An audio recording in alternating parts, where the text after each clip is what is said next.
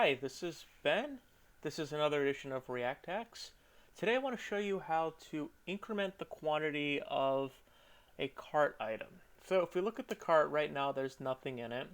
And if I add this tire, now we have a cart item and its quantity defaults to 1. But if I wanted to order 2 or 3 or multiple tires, I don't want to print out 2 or 3 or more of the same cart item. I just want to increment this quantity. So what I've done in the back end is, well, basically done that. I've put this check in there where I'm looking for the ID of this item, and if that already exists in my cart, instead of creating a new cart item, just take the one that already exists and then increment it to a new value.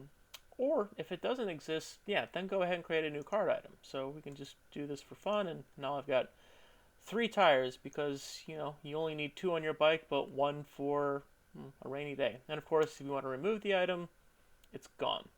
So let's take a look at the code and see how this happens. Now, this is all in the backend. This is built on Ruby on Rails, and this follows RESTful convention. That is to say, when I send a post request to this route, I'm expecting to get a cart item returned. And it's either going to be the cart item that already exists, or it's going to be a brand new cart item, depending on this conditional right here. And what I'm doing is I'm looking through my table of cart item and using this find by method, and I'm trying to see if there is a value at item ID that matches the item ID sent in the request body.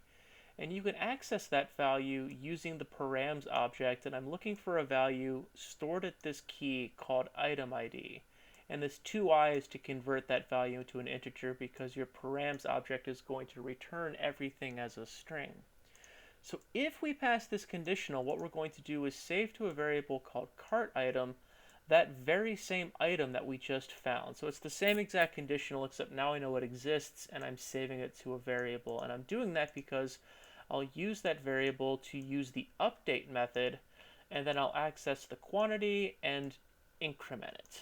So that is if we already have that item in the cart. But let's say we don't and this condition returns false. Well, that's when we're going to go to this else block and we're going to create a new item by using this new method and then passing it the cart item parameters, which is something you have to do in Ruby to tell it what values it has access to within that object. So for instance, if we go down to this cart items parameters, we're saying we're permitting the ID of the item, the user ID, and the quantity. And these are all values that are being sent either from the request body and params, or they're going to just be updated.